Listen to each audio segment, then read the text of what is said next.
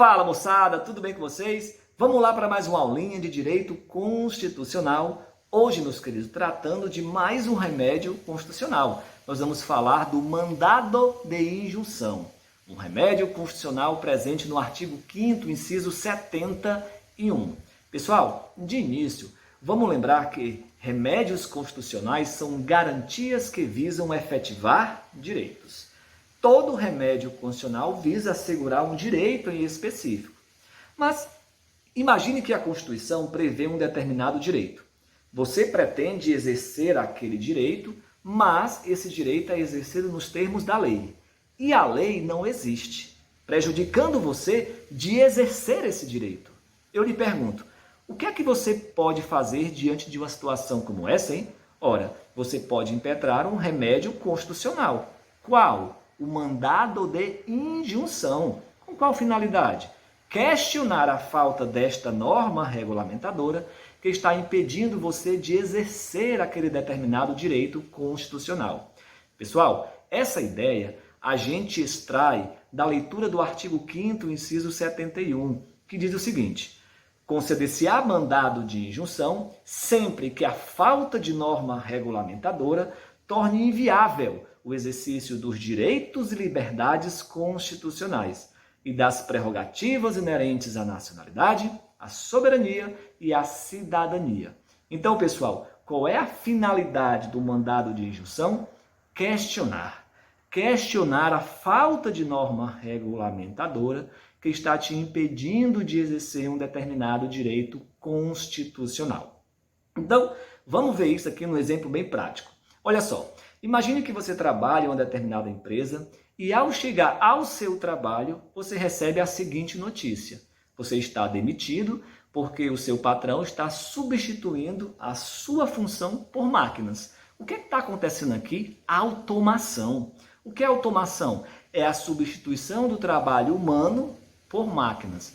Vamos lá, a Constituição protege a automação? Bem, pessoal, o artigo 7º, inciso 27 da Constituição diz o seguinte: são direitos dos trabalhadores urbanos e rurais a proteção em face da automação nos termos da lei. Pessoal, até hoje, essa lei não foi criada. Ora, se ela não foi criada, você não pode exercer esse direito constitucional. O que é que você pode fazer diante de uma situação como essa? Você impetra um mandado de injunção. Com que finalidade? Questionar a falta desta norma regulamentadora que está te impedindo de exercer um direito constitucional. Nesse caso do exemplo que nós demos aqui, o direito de proteção em face da automação. Beleza, pessoal? Tudo bem? Outro ponto importante. Como é que nós chamamos essas normas constitucionais que, para produzir todos os seus efeitos, dependem de regulamentação por meio de lei, hein? Bem, segundo o saudoso doutrinador José Afonso da Silva, são normas de eficácia limitada. E o que são normas de eficácia limitada? Olha, são normas que não são auto-aplicáveis, são normas que a sua aplicabilidade, a gente vai entender, é uma aplicabilidade imediata ou diferida. Em outras palavras, depende de regulamentação por meio de lei. Normas de eficácia limitada. Tudo bem, pessoal? Outro ponto importante. Quem pode ser autor da ação de mandado de injunção? Quem tem legitimidade ativa? Quem tem legitimidade passiva? Quem é autor? Quem é réu? Olha só, pessoal. Nessa ação aí, o autor é a pessoa titular do direito constitucional, prejudicada pela ausência da norma regulamentadora. Detalhe, tanto pessoa física como pessoa jurídica. E quem é o réu? O réu é o responsável por legislar. E aqui, pessoal, pela lógica, se a gente está tratando de direito constitucional, direito previsto na Constituição, quem é que tem legitimidade para legislar, hein? O Congresso Nacional. Então é ele que vai figurar aí no polo passivo. Beleza? Outro ponto importante, pessoal, é a gente entender as modalidades de mandado de injunção. E atenção, aqui é parecido com o mandado de segurança. Quando nós estudamos o mandado de segurança, nós vimos que existem duas modalidades: mandado de segurança individual e mandado de segurança coletivo. Aqui, pessoal, a ideia é a mesma. Existe o mandado de injunção individual e o mandado de injunção coletivo. Só que o mandado de injunção coletivo tem previsão não na Constituição, mas na lei específica do mandado de injunção. E é importante conhecer os legitimados. Em outras palavras, quem tem legitimidade para propor o mandado de injunção coletivo. Pessoal, os legitimados aqui são os mesmos do mandado de segurança coletivo. Quais são, Fernando? Revisa para mim aí. Olha só, partido político com representação no Congresso Nacional, leia-se pelo menos um deputado ou um senador, né, no Congresso. 2, organização sindical. 3, entidade de classe. E 4, associação. Mas lembre que a associação precisa estar legalmente constituída e em funcionamento há pelo menos 1 ano. Mas não somente esses 4, que são os mesmos lá do mandado de segurança coletivo. Nós temos também aqui, no mandado de injunção coletivo, o Ministério Público e a Defensoria Pública. Então, são 6 os legitimados. Beleza, pessoal? Gravem isso, que isso é importante. Outro ponto importante é a gente entender os efeitos do mandado de segurança. Primeiro efeito, você impetra um mandado de injunção, eu falei mandado de segurança, corrigindo, né? Primeiro efeito do mandado de injunção é questionar, né? É perceber, é constatar a falta dessa norma regulamentadora. Segundo efeito, notificar o órgão responsável por legislar. Então, quando você impetra um mandado de injunção no STF, o primeiro efeito que vai produzir é esse, né? O STF percebe que, de fato, há a falta da norma. O segundo efeito é justamente, pessoal, a notificação que é feita ao Congresso Nacional. Mas eu pergunto a vocês, pessoal, o STF, ele pode obrigar o Congresso Nacional a legislar? Não. Por que não? Ora, pessoal, os poderes são independentes e harmônicos entre si, né? De acordo com o artigo 2º da Constituição. Aí você faz a seguinte pergunta, né? Aluno inteligente, atento à aula, você faz a seguinte pergunta. Então, Fernando, de que adianta? A Constituição me prevê um direito. Esse direito é regulamentado por lei. A lei não existe, me prejudicando em exercer esse direito. Beleza, eu impetro o mandado de injunção.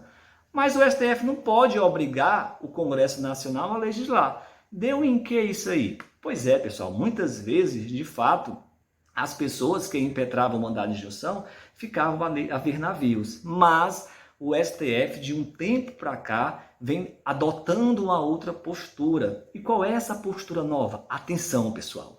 O STF vem adotando a teoria do mandado de injunção com efeito concretista. Vou repetir. Teoria do mandado de injunção com efeito concretista. E o que é isso? Nada mais, nada menos que a aplicação de uma norma semelhante no que couber para suprir a falta de norma regulamentadora. Beleza, pessoal? Um exemplo prático. A gente pensa aqui no direito de greve dos servidores. A Constituição Federal, no artigo 37, inciso 7, diz que os servidores têm direito à greve nos termos da lei. Mas até hoje a lei não foi criada. O que o STF fez? Aplicou uma regra semelhante no que cabe. O que ele fez, hein? Ele passou a adotar aqui, nesse caso, para garantir o direito dos servidores públicos, que eles pudessem exercer o direito de greve utilizando a lei da iniciativa privada. Pois é, pessoal. Como é que a gente chama isso, hein? A gente chama isso de teoria do mandado de injunção com efeito concretista. É uma nova postura que o STF toma diante dessas situações. Já que não pode obrigar o STF, ele pega uma norma semelhante e aplica no que couber para suprir a falta dessa norma regulamentadora. Beleza, pessoal? Tranquilo? Entenderam isso? Outro ponto importante, pessoal, aqui é a gente entender 2 informaçõezinhas para finalizar. Primeiro, vamos lá. O mandado de injunção precisa ou não precisa de advogado? Pessoal, precisa de advogado. Vamos lembrar, o único remédio constitucional da via judicial que não precisa de advogado é o habeas corpus, lá do artigo 5º, inciso 68. Todos os demais, habeas data, mandado de segurança, ação popular e aqui o mandado de injunção, precisam de advogado. Segundo ponto, o mandado de injunção é uma ação paga ou uma ação gratuita? Pessoal, ação paga. O que é que isso significa? Ora, você precisa arcar com as custas judiciais. Beleza? Pessoal, então é isso. A gente fica por aqui.